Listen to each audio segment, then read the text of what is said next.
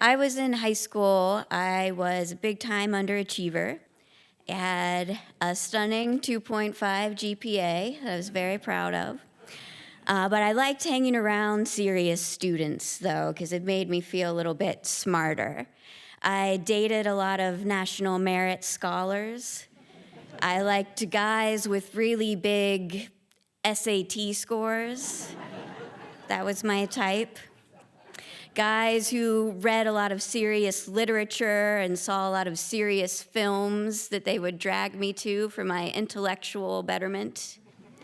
I saw The Pianist, which has a hilarious title, but is not a hilarious film, it turns out. But when I went to college, I realized that dating these guys, it was not making me feel smarter. It was actually just making me feel dumber and bored, and I wanted to try something new. I wanted to date someone who was more like me. So the first day of college, I met this person. I met Kurt. And I knew right away that he was the one for me because, first of all, his name was Kurt. And if your first name is Kurt and your last name is not Vonnegut, you're probably not the greatest mind of your generation. Let's just be honest. Second of all, the first thing he said to me was he told me a long and involved description of his recent construction of a beer bong, which I admired. And as I gazed into his beautiful hazel eyes, I knew I would never watch a movie with subtitles again. And what followed was an amazing time in my life. I saw the movie Dodgeball with no judgment. I ate my weight in Gushers fruit snacks. I watched an entire season of Family Guy in one sitting. It was just really a beautiful time in my life. But after a while, I started to wonder if maybe Kurt was a little too much fun. If I had to trace it back to one specific moment, it would be the moment I was sitting in my dorm room, minding my own business, and all of a sudden Kurt ran in, jumped on me, and farted on me, and began laughing hysterically. That was the moment I really began to wonder if we were really the same kind of person. You see, Kurt had a dream. His dream was to one day buy a boat and drift aimlessly around the world like a character from a Jimmy Buffett song. And somehow I just couldn't picture myself on that boat watching Family Guy and being farted on for the rest of my life. So I thought, what Kurt needs is a goal. Just so he can grow up a little bit. Nothing too ambitious. Kurt loved to play golf, and he smoked a lot of weed. And this, to me, spoke to someone who was very in tune with nature.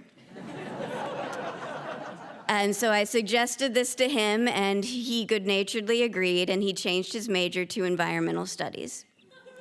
And his first class that he was going to take was going to be a plant biology course.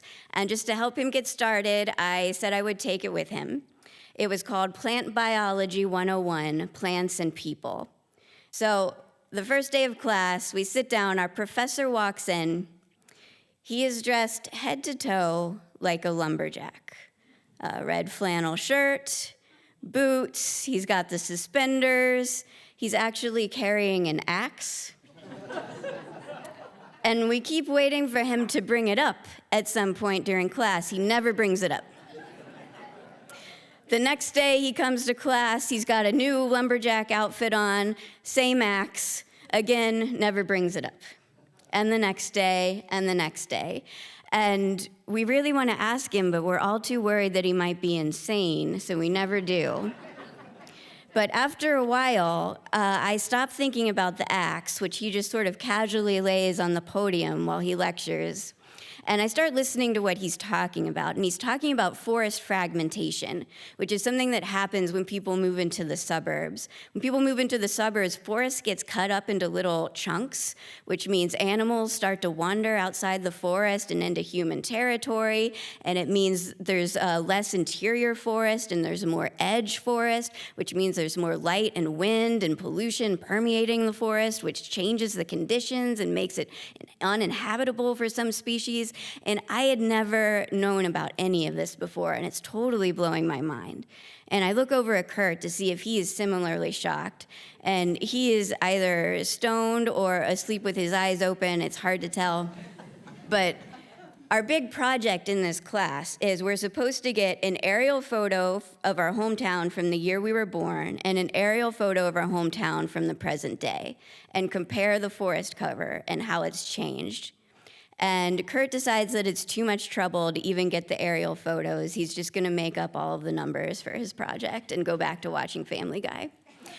But I get really into this project. I've got the photos spread out on the floor of my dorm, and I'm taking all of these measurements with my compass, and I'm taking meticulous notes, and I'm getting really concerned about the eastern wood rat, and I'm having a lot of feelings about voles. And Kurt comes in and he offers me some gushers, and I'm like, no, Kurt, I don't have time for you right now. I'm really worried about the timber rattlesnake and its impact on the food chain. So a week goes by, and we get our papers back in class, and Kurt has a D, which we both agree is actually pretty good, considering he just made everything up.